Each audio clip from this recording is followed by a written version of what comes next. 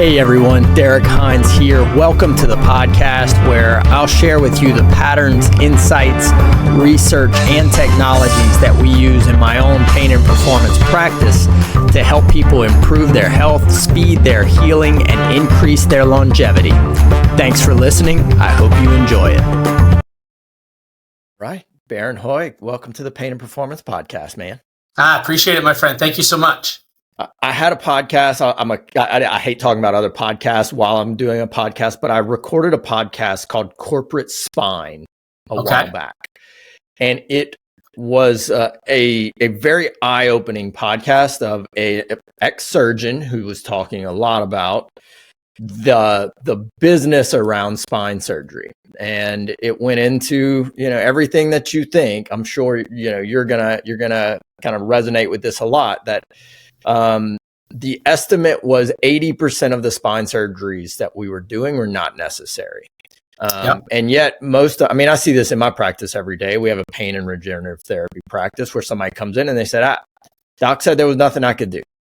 You got to have surgery. You got to take the meds. When it gets bad enough, and you think of the language with this, when it gets bad enough, come back and see me and we'll do the surgery. I'm sure you hear some version of that every day, but to put the stats on it just kind of blew me away. What's your thoughts on kind of what has gotten us to this level? Why are we here now? And let's kind of kick off with that, I guess. Yeah, absolutely. I mean, obviously that's a very, very broad topic, but I believe we got here for two different reasons. I don't believe inherently, we can go as far back as the Rockefellers and how the med schools were created and the incentive of using medicine to drive pharmacology. There's all of that. And I'm not picking a bad guy. I'm not saying one side's worse than the other, but we have to start looking at really the behavior that creates. The real reason that we have the financial incentives for healthcare that we have today, meaning for the hospitals, for the doctors, for the insurance companies, there's a lot of people that have a hand in the cookie jar of the GDP, the gross domestic product of healthcare, which is a very large percentage of our gross domestic product in the United States, way bigger than any other nation, industrialist nation for sure. Yeah. But we have created this idea about immediate results. And so I'm not just blaming healthcare side, the doctors, the hospitals, because I've seen the exit interviews of patients leaving hospitals. I've seen the expectations of patients. You've seen that. You've had people come in and they don't care what you do. I don't care what you do to me. I need to be out of pain today. I don't care. Put me on whatever drug. I'll take 10 of them. I don't care. I just need out of pain today. Yeah. That mindset that the patient has driven a system to create economic incentives to get that satisfied patient at that moment, not even caring about the long-term effects of the behavior. This is why all of a sudden you have protocols and standards of care, which I personally cannot stand standards of care. I understand they were created at a certain point in history to ensure that doctors weren't abusing patients. So there was guardrails put on to make sure that educated people weren't manipulating uneducated people. And I think regulations necessary. I do think protocols, I think standard of care, those things are good things to have as soft boundaries, but they haven't been soft. Insurance reimbursement is now required based on checking these boxes. You have to have this diagnostic test or we won't authorize this. Even if that diagnostic test is necessary or not, you have to fail this before we'll allow you to do this. And what's happened is those guardrails have now been created around the the financial incentive relationship between insurance companies, pharmaceutical companies, hospitals, providers. And when a patient decides to choose more of a conservative route that's outside of that matrix, there's a lot of barriers that are put up to say, no, you can't go out there and take control yourself. If you want us to pay for it, you got to play in this sandbox because there's so much incestual rebating that's happening between all of those players. So to me, we've gotten where we are now from a combination of the patient's expectation of instant gratification. And again, I don't want to go down the rabbit hole, but it goes without saying, we now know that the food pyramid that I had when I was growing up was orchestrated. That was not about health. We know pain we've been lied to about pain. We've been lied to about vaccines. And I'm not anti-vax. I'm just saying the incentives that are in place for these things have met the immediate gratification that technology has brought to a society And we've created this system now where there's a lot of healthcare being provided that's not necessary, that's creating far more unnecessary poor health outcomes than what could happen if people just kind of gained control of it themselves. So I'll give you my, we're going to unpack a lot of that. I feel like you have a book in what you just said. Yeah. I kind of just, I think got blown away. So most of my like postdoc education was abroad. I got really frustrated. I was practicing in South Alabama. Everyone had surgery. They were on, every pain med and injection that they could have. And yet you'd look at these people and you were like, you are worse off now. And you're taking these things every day and insurance is paying all this stuff on you. And I went abroad, and these places in some of these cases were very poor, and people had none of that. Yeah. And you would sit in a doctor's office and he would have conversations about movement and health and nutrition and family and like, what are you doing? What's your day look like? And I was sitting there and they'd touch people, they would actually imagine that primary care doctor is like doing some of that. And I'll put this out there. Look, we're not having this conversation to throw any practitioners under the bus, but I think if it opens your eyes a little bit about why the system is, I think that's beneficial. I came back from that stint abroad and I was like, most of what we're doing is backwards to what these places do. And like one of the places I spent time in is Thailand. Yeah. They spend 1/30th of the cost that we do on healthcare. And yet, if you pull the chronic pain numbers and you pull all of that, we do more surgery, we have more chronic pain, we have more disease than they do. And it's not a healthy country. I don't want to say it's like, oh, it's because they eat healthy and they do all that. You look at it, they all still drink a little too much. They don't have the best diet. There are those blue zones around the country. This is not one of them. Yeah. And they're still healthier than us. Yeah. So, well, again, look at it. You look at any measurement. And this isn't me. This isn't the natural health guy sitting here bashing allopathic medicine. But we literally are 39th on the list of industrialized nations for the cost per American. But we're number one on cost per citizen. We're number 39 on health outcome. Like, how do you, I think right now we're spending per month about 10 grand a person per American, billion people, or however many billions of people. And we're spending over almost 11 grand a month, but our health outcomes are 39th of industrialized nations. You're getting into some really weird nations if we're 39. Like there's a lot of people, we're not talking about Russia and Canada, we're talking all these other things. And it's we just have to be honest with ourselves. Like the last 5 years have proven, well, even before that, because the opioid crisis was mid 2000s. So we're going even further back. This is not the fault of your MD on the corner. This is not the fault of the hospital in your little town. Right. This is not the fault of any one organization.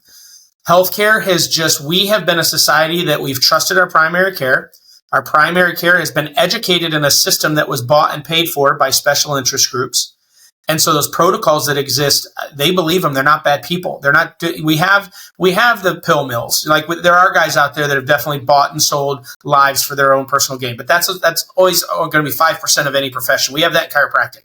We have chiropractors that are chasing ambulances, don't care if you need it or not, doing procedures you don't need because they're trying to drive up the value of the case. Every profession has it.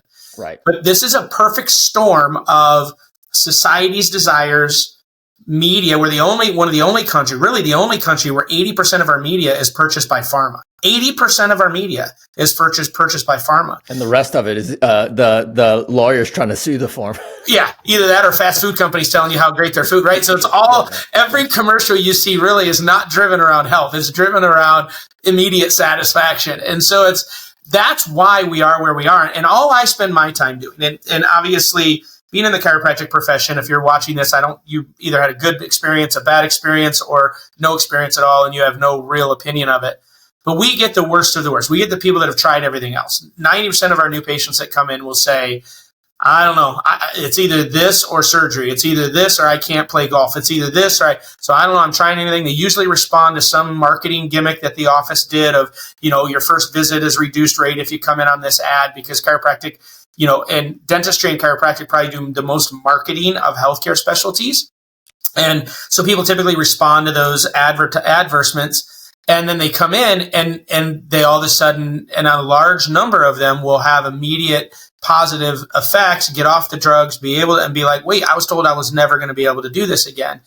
And that's not, I do think chiropractic is amazing. We could get into the neurology of the adjustment and why the adjustment does what it does, but it's more than anything. It's just sitting the patient down and we spend time with them, talking to them about why they're where they're at and the choices they need to make right now about where they want to go, because they are typically at a pivotal point.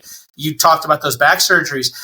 We'll use carpal tunnel for another example. That was a craze, back in the 90s and 2000s.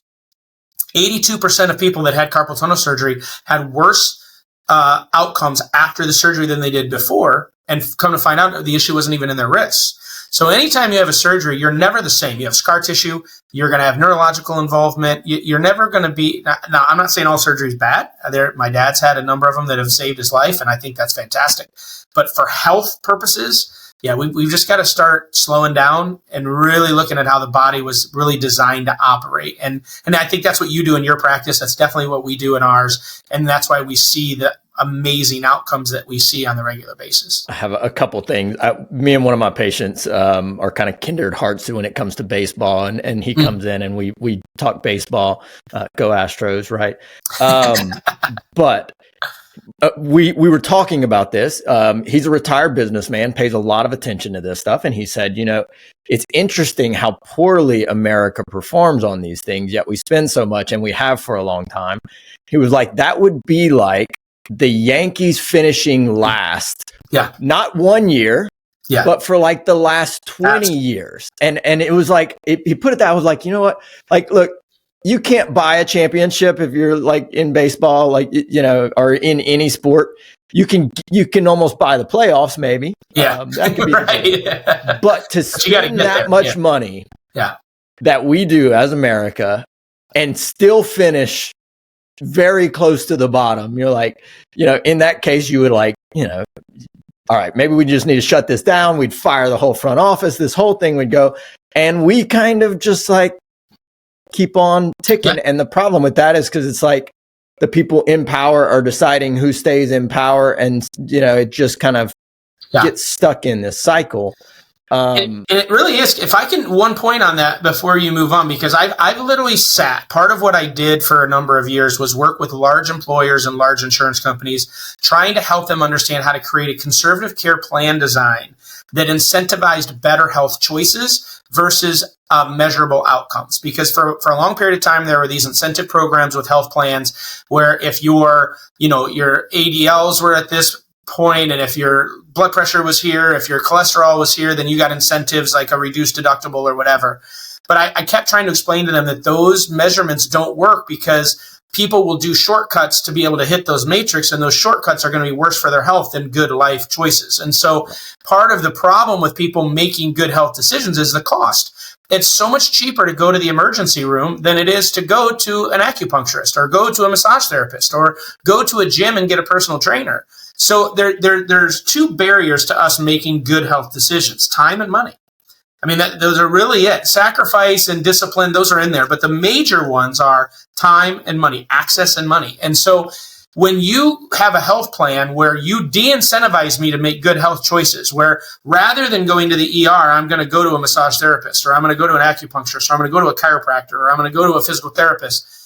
But no, I got to go to the ER first to check those boxes, have all those expensive diagnostic tests done to rule things out before I can even get approval to go to the next level.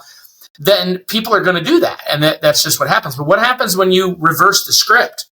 And you say, if you choose, we'll pay for a gym membership twice a month, as long as you can prove to us that you've shown up, that you've checked in and you've gone to that place. We'll pay for 2 massages a month. We'll pay for acupuncture. We'll pay for chiropractic. We'll pay for a nutritionalist. But if you choose to go to the ER first on non-life-threatening issues, then your deductible kicks in, right? When you start changing that financial game. So I had this conversation with Blue Cross Blue Shield in Illinois, and we had all this data to show what happened. And obviously I'm in the chiropractic profession, so there was a heavy lean to that.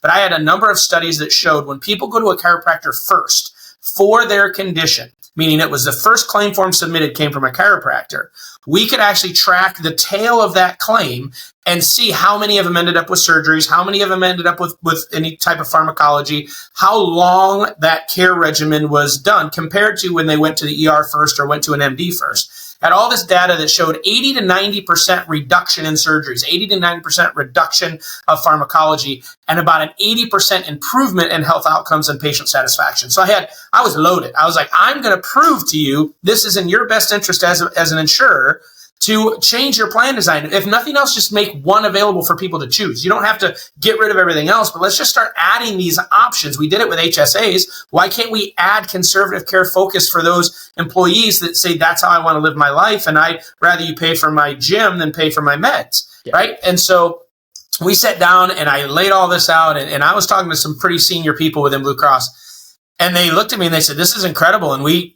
do not disagree, but it would bankrupt us. And I'm like, what do you mean it would bankrupt you? He goes, the whole economic structure is paying claims. We have to do this because we get rebates from pharma. We get rebates from surgical centers. We get rebates from hospitals.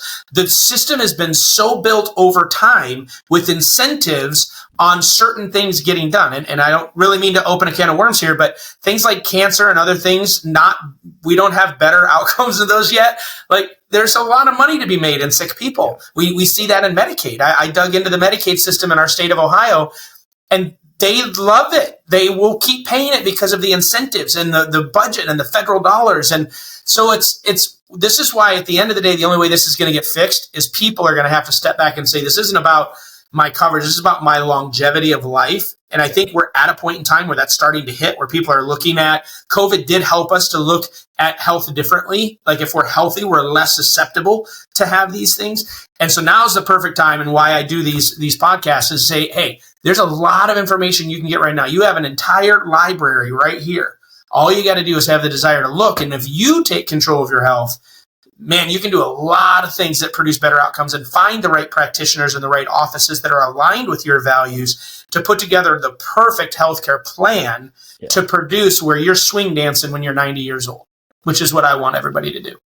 Yeah, I love that. Humor me for a second. So if we were creating the system that actually kind of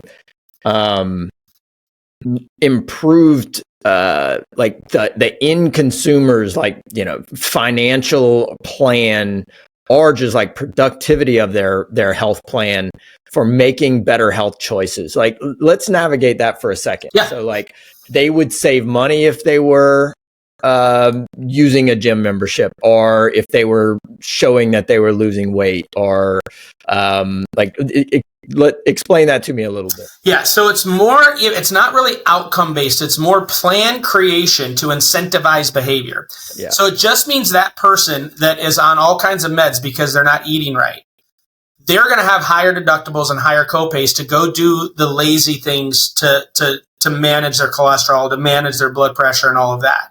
Where somebody that is looking at this and they have these health issues and diabetes or whatever the case may be, and they're just like, I'm tired of popping pills, I'm tired of doing that stuff, I'm ready to start, maybe go to a gym that has a pool where I can do some gravity-free type movements just to get my joints moving, and which would be recommended from any competent health practitioner anyway. Like, sitting on the couch and continuing to eat, but just taking pills or getting gastric bypass. Not that I'm knocking those procedures. There's a time and a place for them.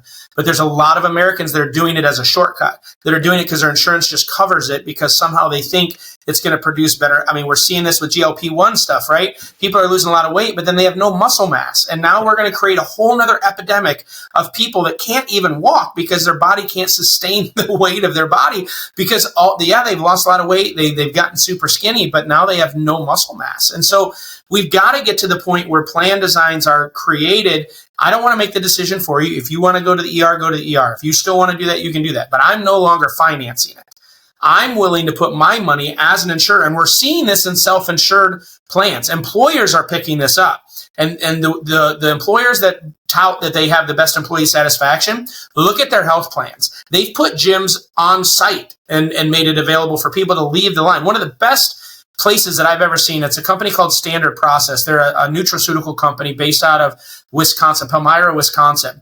And they figured out right away the importance of having chiropractic, nutrition, and exercise. Like the owner of that just figured that thing out.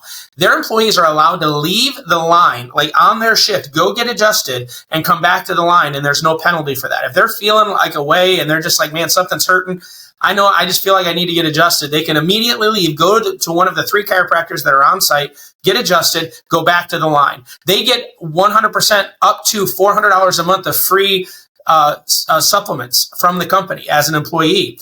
And then they put gyms in there, and then they've also made free memberships to gyms in the 5 cities around that feed most of their employees. Their work comp went down almost 600% because of all the incentives that they've given them. So these employers that have their own insurance plan where they're funding it themselves, self-funded plans, they're realizing when we create incentives for, meaning, and the incentive is we reduce the financial responsibility of the beneficiary for them to go and do these things. And there's just tons of data out there when, and for this company, they reduced 600%, but they only have a 40% participation rate in all these alternative plans. So it's not like 100% of people are doing it. Yeah.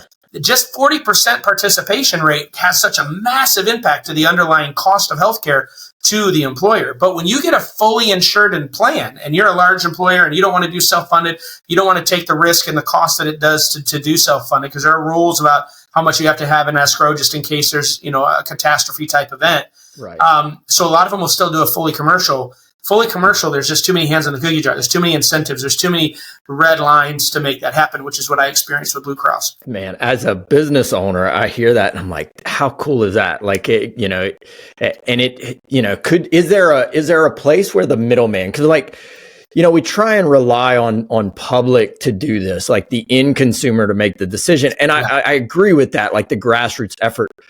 But I think it has to get so painful before we get to that point as an end consumer.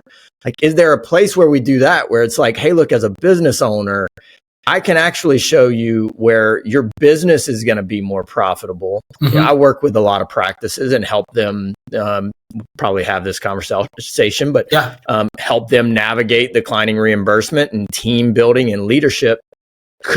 Is there a place for it to be on that level where you're talking to like these kind of small businesses and saying, hey, here's what this could look like? And there are companies that do what I used to do, which is go into employers and try to educate them in this and help them build a network of providers. Like, so I own a chiropractic office in Columbus, Ohio. We don't deal with any insurance. I don't deal with workers' comp. I don't deal with Medicare. I don't deal with major med. I don't deal with personal injury. It is all between us and the patient. And you're seeing more of these, what they're calling concierge type health facilities. You're seeing a lot of MDs that are doing it. They get into functional medicine because insurance just isn't caught up with the conservative method of management. They see it all as non-medically necessary. And so there's all these hoops to jump through, right? So we just like, we're not going to play that game. I want a relationship with the patient. Our office is very subscription based. So we believe people should get adjusted once a week because of the neurological impact. I can almost guarantee people, if they got adjusted once a week, that they wouldn't have to worry about Alzheimer's. They wouldn't have to worry about any neurodegenerative issue, because we have now proven through research that an adjustment creates such a positive neuroplasticity in the brain that for you to get all that neurodegenerative crisis, unless it's coming from a reaction to a drug or you had a brain injury, you're not going to naturally just develop those types of neurodegenerative issues if we can keep the brain going, keep it electric. And we now have data and research to prove the adjustment does that. And so we just tell people, listen, we want to make this affordable for you. If you're going to come in once a week, we'll just do a subscription. You pay us $160 a month. You come in once a week. And they love it. And people, and so what's happening is you're getting other healthcare specialties that are just cutting out the insurance because it costs us too much to deal with them. I have to hire 3 or 4 staff to get reimbursement. You know what I'm talking about. You're in the space. It's absolutely asinine. And then all of a sudden, a Tuesday in November comes and they don't cover things that they used to cover. And now I'm sitting there with all these services I provided, patients thinking their insurance is going to cover it, and they're not. And now me as the provider, I either eat it or I have to transfer the cost to the patient, and it pisses everybody off. So I just didn't want to deal with any of that. What's happening now is you're getting these consortium, these coalitions of providers and communities that are building their own network and relationship. And then you have patients that come in that own businesses, and we're like, yeah, so I do this with a number of businesses. I have a deal with them. Their employees can come and they get a reduced rate. And we don't even bill their insurance. So it keeps their premiums lower. The employer just pays us directly per patient an X amount. So these things are happening in communities, and there are companies. There's a great guy out of Michigan. He's doing it all over the nation. His name's Dr. White, and he's phenomenal. And he's even found tax credits for businesses that choose to do conservative care. You can actually get a tax credit and government funding into your business to help pay for those conservative costs. So there's even incentives out there. No one knows about them, though, because they're counterintuitive to the model. And so that type of information doesn't get promoted. That's on page 197 in the fine print on the bottom. Exactly. But yeah, it exists, and it's pretty awesome. There's some really great employers that have been very creative with their plan designs, and everybody gets involved. You know, even on your side of pain management, I have some amazing pain management guys that we work with that they have the right mindset. They're like, pain is real. Pain is miserable. And I would never discount someone that has chronic pain. It is an absolute debilitating reality that people live in. The problem is our healthcare system is not built to resolve problems. It's built to sustain them. Yeah. It just is. And anyone that can tell me otherwise, I can prove to you 100 times over. So when you meet people like yourself that are beyond that are like, no, you shouldn't be here to begin with. I don't want to just manage your pain. We need to get to the root cause of this. You're too young, you're too healthy for you to have these issues. Let's start digging, and then you build and you have them in your community. I know you do. Good doctors that you've worked with that you know where to, we're going to try this because I think this might be your issue. We just had a young girl, she was 19 years old, had chronic pain, or not chronic, intense pain for about 2 months, right under her left breast and right around to her side. She had gone to Ohio State University Hospital. She goes to school at the University of Cincinnati. She went down there. So all these big hospital systems tested her. No one could do anything, gave her a bunch of anti-inflammatories. No one could figure out anything. Derek, it was a rib. She came in, it was a rib. I'm like, your rib is out. And she's like, are you serious? No, they took films. It's right there, but no one was trained to look at it that way in the allopathic model. They just kept telling, and so we just put her rib back in place and she took a deep breath. And so it's like, that's the stuff that's so frustrating. Like, how do you get through two different hospital systems that are supposedly the best in the world to a 19-year-old girl, healthy, power lifter, and yet you're just like, don't know, let's try this, so that's the problem. I had a guy who had a GI scope, was having pain, same exact pattern you just talked about. Did a scope. They went from the bottom, they went from the top. They, were like, look, we're gonna have to put you on, a lot of, let's try some, basically like powerful prescription antacids. We're gonna watch this stuff. Let's do some, full like cardiac workup. I'm, on some of that, you're like, look, if y'all don't know, like, let's try and find it. Same exact thing. Comes in, he's got costochondritis. He's got a rib that's not moving real well. We adjust it. We shoot a laser at the cartilage part. It might have been 10 days and, 6 months of pain was gone. And how much money, was spent to get to that point. Unbelievable. Yeah. Yeah. It's just crazy. And the real frustrating part for our side of this is we're the bad guys. Like they've been conditioned to believe we're the crazy radicals. Like there's just no way. But when we sit someone in front of an x-ray and we really explain to them, because that's part of our day one with our patients, is we're not going to touch you until you understand why we're doing what we're doing and that we understand your body better than probably anybody else that you've ever gone to. And so we'll take the film and we'll sit down and we'll show them, like, you had an accident probably about 15, 20 years ago, right? Well, no. Yeah. Oh, yeah, I did. Yeah. See, I can see it right here. Look at the calcification, the healing that happened. But that calcification is saying your brain's saying it doesn't trust that segment of your spine. So it's sending way too much information there. We got to create movement in that, because you're going to be that 80-year-old that's sitting like this for the rest of your life if we don't get out, So they're just like sitting there dumbstruck. Like, I've had 100 x-rays. No one's ever talked to me like this. Yeah. And doesn't make the MDs wrong. It just means we're trained differently. That's why you have trainers that are specializing in building specific type of muscle mass versus performance trainers, right? That are going to get higher performance. And it's just, but for us to be villainized as the crazy people is the part that just kind of still gets me in 2025. Well, I have no doubt that there's a few physicians in my area who are like, oh yeah, you go see those crazy people. He tries to make you change your life and do things and stuff.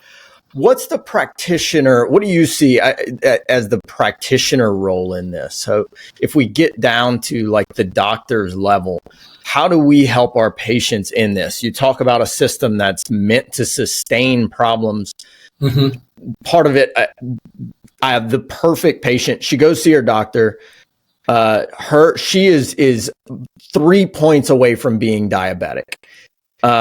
She's overweight. She's having trouble. She wanted to do kind of a GLP-1. She comes to us. His solution to this was, look, come back in about 6 weeks. If you're diabetic, now insurance kicks in and I can do all these things. Oh my gosh. What do I do? What do I do, doc? Like, come back in 6 weeks. Yeah, but what do I do until then? Yeah. Try to, eat a little bit healthier. Do you eat sugar? Are you drinking like any sugar sweetened beverages? Let's pull those back. Decent statement, but basically wait. Yeah. Just wait and let's see when this gets worse. Now I can do something. Right. It's that checking so how does the practitioner how do we get involved in this? Well, the first and foremost, the system won't change until the people demand that it changes. And when I mean people, I mean the practitioners. Practitioners don't understand. Insurance companies, by law, doesn't matter what state you're in, by law are required to have a certain number of in-network providers in order to even be able to sell their plan in that state. Now, you're not going to hear this from your AMAs or your osteopathic associations or chiropractic associations or PT associations because there's something called antitrust. If you belong to an organization, we can't use your membership or our tribe and try to influence an environment. So these groups have created laws to be able to stop groups of people from coming together to change pricing, to change that type of stuff. So there's a lot of this information that people don't realize. But we need enough healthcare providers to say, I'm sick and tired of this system. I don't like it. It's miserable. I don't like what I have to do with my patients because I guarantee you that healthcare provider, that exact scenario you gave, doesn't in their heart of hearts, they may be numb to it now, but at some point they were like, this sucks. Like, I hate that I have to wait for you to get worse before I can allow your insurance to cover this, or I have no liability if I diagnose this. And, everything's in the allopathic world, everything is based on the diagnosis. I have to be able to diagnose you this in order to do this protocol. But in order to diagnose you this, I need this many positive findings in these tests. So it creates this stupid, unnecessary waste because all about the protocols and standard of care that's created around the diagnosis. So what needs to happen, it's not going to happen in a hospital system yet until the general population starts demanding, and hospitals are created where they're built differently and people refuse to go to the standardized hospitals and they go to the special hospitals. That's the only way that the hospital system is going to change. But if we still have enough, which they're shrinking day by day, but individual providers in their own office where they get to dictate how they want to function, we need to realize that the model of healthcare that they've put us in can be challenged, and you don't have to participate that way.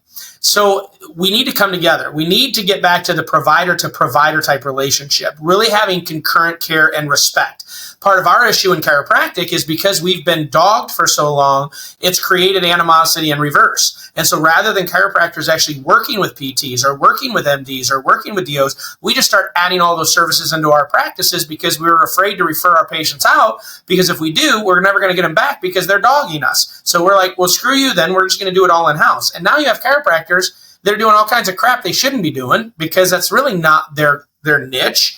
And it becomes, it just becomes this vicious competition because now we're fighting over the same space. In my opinion, the best way that this works is when you have people that stay in their lane and they find their own network of people and they function outside the system, because the patient ultimately will. We're a referral practice. Like people are so happy and so blown away with the way we do things. They're just telling everyone and their mother. So I don't have to, and so when I'm referring a bunch of people to and we refer to PTs, we refer to other chiropractors that do other techniques that we don't do. We're constantly referring because we just stay in our lane, do our thing, and we do it better than anybody else. And we only need a certain percentage of the population to economically be good, at doing that. And so if we could break that model of thinking this is just how we have to do it and start saying, no, it isn't how we have to do it, and start, putting a stake in the ground and saying, I want to be happy in practice again. I want to love my patients. I want to love and trust my teammates again. And right now, all of that's very difficult in an insurance-dependent allopathic model, which is why hospitals are buying up so many clinics. So to answer your immediate question, you need to believe, first of all, for yourself that you can create the type of practice that you always wanted to have. Once you make that decision in your mind, then find like people in your community, because I guarantee you they're there, especially after COVID, because that was really the dividing line of what people really believe about health and who was not going to do it. Because there was a lot of MDs that said, I am not injecting myself with that vaccine, because, just for themselves, because they knew that didn't go through the proper protocols, and I'm not putting it into myself or my family. Therefore, I'm not recommending it to my patients. So you've got these people now in these communities. You just got to be looking for them, and then just don't feel alone. And then it can change pretty quickly. So let's go deeper now. So if I'm listening to this and I'm like, okay, I am the consumer. I have headaches. Yep. I have jaw pain. I have a herniated disc in my back. And yeah, I can go and my insurance will cover my couple weeks of PT. And then, if I still need it, they'll cover a back surgery. I've already met my deductible. Like, why should I not do that? Yeah. So that's an independent decision, right? I mean, it really is, because I get those are all factors, right? I'm close to meeting my deductible. It's covered in 100%. But at some point we have to be honest about the reality of surgery. We have the best emergency care in the world. If I got into an accident, I'd want to be nowhere but the United States. Hands down, without a doubt. I won't even question what they do in emergency care because it's awesome. Yeah. When it comes to health management, we just have to accept as a consumer, we're not very good at it. I gotta be picky. I can't just go to any hospital. I can't just go to any doctor in the phone book. I can't just go to whoever's on my insurance in-network list.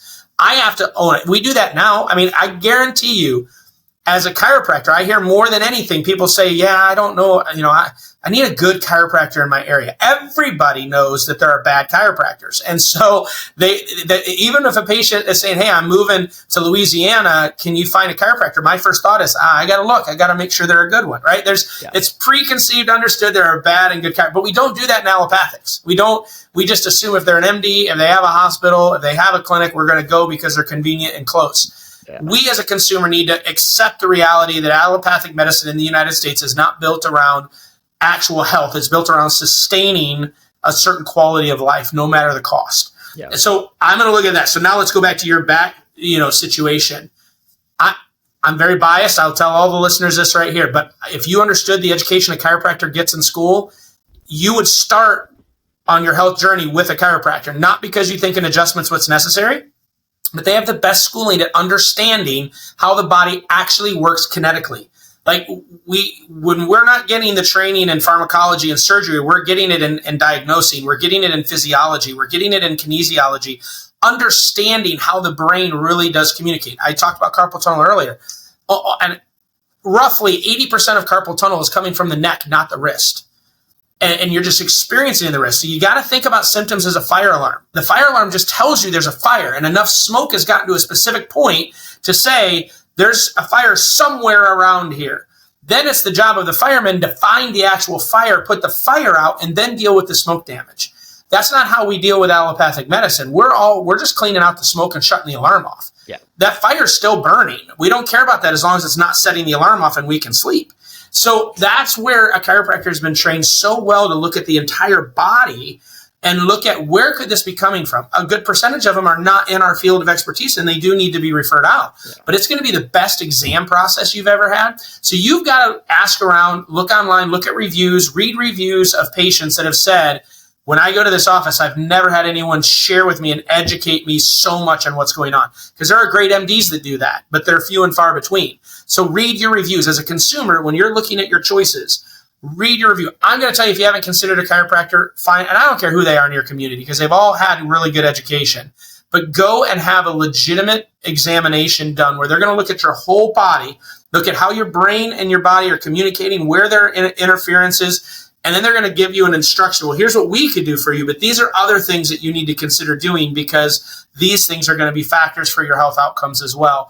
And know that in the end of the day, whether your deductible is close to being met or not, you will spend less money looking at all aspects of where you spend money, your ability to sleep, your ability to function, your ability to perform, your ability to have good, healthy relationships. All those suck when you're in chronic pain. Anyone that's been in chronic pain will tell you every one of those categories are miserable in their life because they just can't ever be calm inside themselves because they're constantly compensating for pain.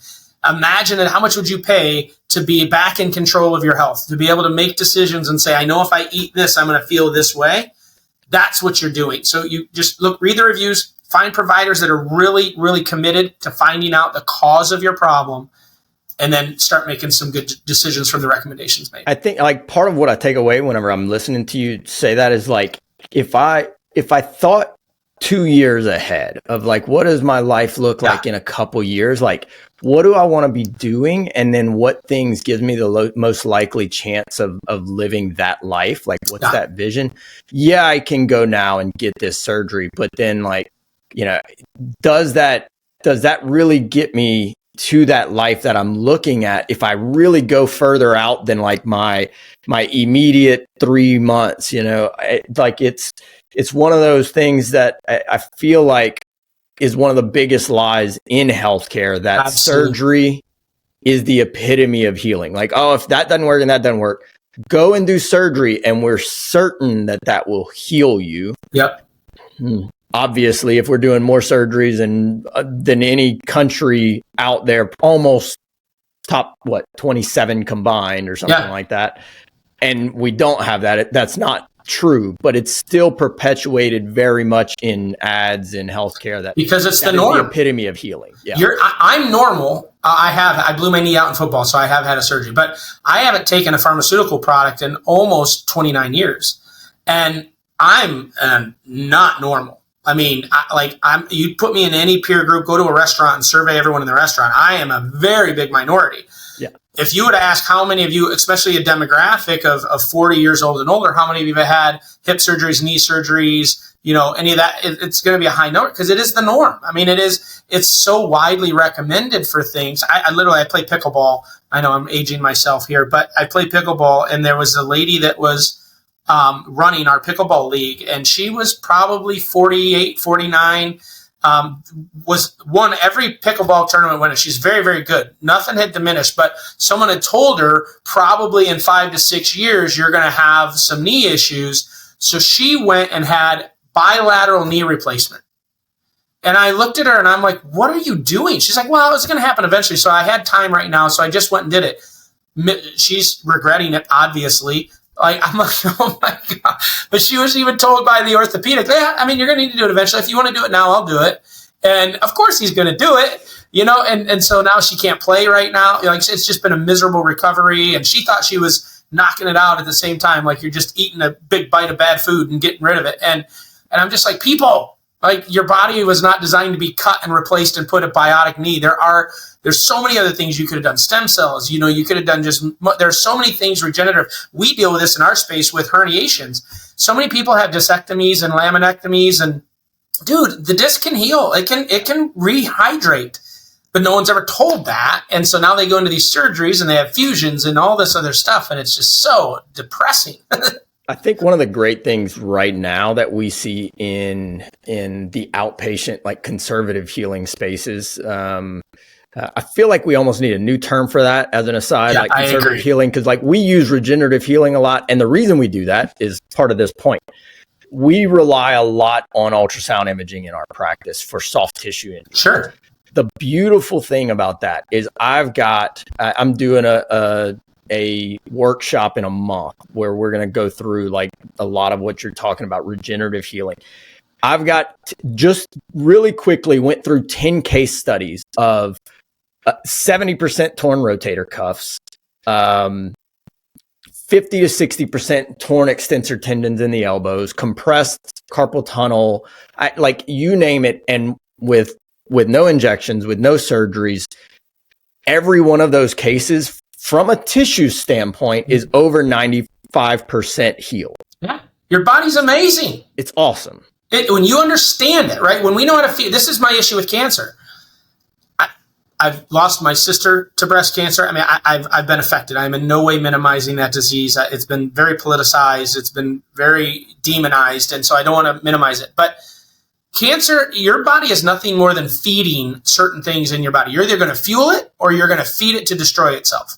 And that's really what cancer is. Cancer is, we're feeding, if you don't want cancer right now, if you're listening to this and you don't want cancer right now, you got to get rid of inflammation in your damn life. And you got to put things in your body that are going to reduce inflammation and feed proper, for the love of God, oxidize your body, all that kind of stuff. And you can almost guarantee you're not going to get cancer because you're feeding the good stuff in your body and you're not feeding the bad stuff, right? And so when we understand the machine, and this is why I fell in love with chiropractic 30 years ago, and to be clear to people listening, I'm not a chiropractor. I own a clinic in Ohio, but I am not a chiropractor. I'm the biggest groupie the profession's ever had because the more I learn, the more amazed I am at how God created this body of ours. And when we understand it and we know how to do that neurologically, especially, we're very neurologically focused. We do a lot of ADHD, anxiety, depression, a lot of that type of care in our office. And when you understand how the brain's really stimulated and how it really operates and you start feeding it the right way, both with information and nutrients, holy mackerel, how quick that body can respond and do things that we're being told that it can never be done. So I agree with you, man. We just have to put more faith in the body. And then if we've done everything we can, there are permanent damage out there. I'm not saying every human being is going to do it, but why the hell would you not try it first? Yeah. Why would you not try at least 6 to 8 weeks of something? Because most of those protocols, you're going to see those positive changes within 6 to 8 weeks. Yep. Why would you not do that before you sentence yourself to a lifetime of issues? I don't understand. One of the questions I had kind of for you is like, what's the future of the kind of conservative healing for chiropractors, for advanced PT, for DOs that are still doing hands-on care? I don't know if those exist in America, but we have quite a few overseas listeners, so y'all get the point. Like, what's the future look like for us? The next 4 years are going to determine it. I really believe. And I don't want to get political, and I don't care whether you do or don't like Trump or do or don't like RFK Jr., but we finally have people in positions of power that are challenging the allopathic mindset. The Make America Healthy Again movement is a very viable movement. And I've had the privilege of working with RFK Jr. over the years, especially during COVID with his nonprofit Children's Health Defense. And so we did a lot of stuff. And I have a nonprofit that we do a lot of stuff all over the world, Australia, New Zealand, Canada, South America. And so we've worked really well together in that area. And it's not so much of demonizing anything. It's getting to the root of everything we've been talking about so far. Is like, we've got to change it from the beginning. And they're doing that. I mean, Doge, again, I'm not saying that when they're doing broad sweeping things, there's not collateral damage of things that aren't good. I'm not supporting that. But I am in love with the idea that we're finding areas where we're throwing money at things that are not producing a safer and healthier America. And we're going to start reallocating that money. The money that the National Institute of Health is throwing at so many things that have nothing. I mean, they just found, I just read an article the other day, they just found another $500,000 that were for circumcisions in some little weird part of the world. And like, okay, not that that's not important, but when we have homeless people dying in America, like what are we doing, right? And so my whole thing in a healthcare perspective is if those of us that have the truth, it's not very different than the gospel. If Christians would stop arguing over the things that they don't agree on and actually work together on the things they do, we would have far more people having a relationship with God. If our healthcare providers that are aligned in this core understanding of the body is self-healing, self-regulating, if you can get it the right information and remove those interferences, just that statement. I don't care what the mechanism is. I don't care if it's massage, PT, allopathic. I don't care what it is. But if we agree on that truth, then enough of us come together and we really create enough noise. You have an environment over the next 4 years that's going to be way safer to stand up and make those statements than we had prior to, right? The COVID vaccine was a perfect example. Those that had an opinion they were literally losing their license. I mean, the American Medical Association Medical Board, you could not stand up and speak in that environment because you were going against the narrative, and the narrative was way more powerful than you. So when I say the next 4 years, that's all I'm talking about. We're in an environment now where there is no global narrative today in the United States. and I think because the United States doesn't have it, the rest of the world is a little bit safer as well, for us to stand up and start speaking truth. And the social medias make it so easy. So part of my nonprofit is we have what we call the Chiropractic Defense Council. And what we do is if people are contributors of ours and they start standing up and speaking their truth, if they get into trouble with the regulatory boards, we defend them at no cost. So it's almost kind of like a little legal shield, but I did it because I just wanted to protect people and give them confidence to be able to start standing up and speaking their truth on social media. We can't stop other people from saying wrong things. We'll never be able to censor anyone, and I don't think we should censor, but we can be louder. We can be more creative. Our message is a message of truth. Our message is a message of individual healthcare freedom for them to be in control of their own health rather than being bounced around from provider to provider, test to test, drug to drug. So if we as practitioners, the future is going to be amazing if we stand up and we let the world know how intelligent we really are. Just because we're not funded by a pharmaceutical company or we're not funded by some DME company, but our patients and our reviews speak louder than everyone else's, we got to come together and we got to find platforms to do that. Then I think our future is literally unbelievable. If we choose to stay quiet, if we choose to let them be louder than us, we'll exist. We're never going to go away, but this is as good as it's going to get. People that are really looking will find us, and the people that really need us won't. And we're all, some of us will make good money. We'll have a good life. We'll be out there. We'll talk in our small circles and have our little rallies. But I do think over the next 4 years, we have an opportunity to kind of tip that scale with the law of diffusion of innovation, and we can get past that early adopter point where the mass majority start saying, hey, wait a minute, that makes way more sense. Yep. That's when we will change the insurance environment. That's when we'll change the allopathic environment. But it's going to require us early adopters to be loud and to stand up and be bold and to speak. Bharon, I'll tell you this, just in this conversation, I know you come at this from a chiropractic angle, but I feel like you have a very big potential to be a mouthpiece for change on a very large level in terms of consumer access, healthcare decisions. So I commend what you're doing. I think that if we can even make small steps in this direction, it's going to be a massively different health world for our kids, for our kids' kids, for our great grandchildren, all of that stuff. So, man, I appreciate you thinking out of the box a little bit. I think my soft challenge to you is there a little bit bigger? Is there a little bigger spot for Bharon to make some powerful changes? Of course, you know, I have a conversation like this from the PT world, and I'm like, yes. I'm like, let's go. I want him talking about our stuff. I want him talking about this on every level, whether that's, you know, getting people access to functional medicine or micronutrient testing, or actual health things that you can take action on as a consumer. Anyway, Bharon, thank you, man. This has been an awesome conversation. It really has. Well, I appreciate the kind words. I appreciate the opportunity. And to listeners, man, my challenge to you is this: just want more for yourself and find it, because it's around you. You just got to look for it. And then those of you that are providers listening, guys, please, like I promise you, there's an area, there's a platform for us to come together for their safety in numbers, 100% safety in numbers. We got to start standing up. We got to start speaking the truth. We don't need to attack anyone. We just need to stand up and speak our truth without fear of retribution, because there are literally people dying every single day that don't know that we're available to them. And as every single person that we've helped, there's 15 other ones that we didn't. And that's what keeps me awake at night. That's what drives me to do these things and to travel around and do what I do. And, you know, God's got a path for me. Listen, if a door opens, I'm going through it. I mean, I've had the privilege of being on some massive platforms and talking to some massive people. And, you know, I just want to be used. I want to make sure that the world around me is better because of the effort that I've put into it. And, yeah, you know, I got a face for radio. We'll see what happens, man. You're doing it, brother. You're doing it, man. You kind of answered this, but I gotta give my listeners their candy. We ask all of our guests, if somebody's listening to this and they could do one thing today to improve their health, what would that one thing be? Oh, wow.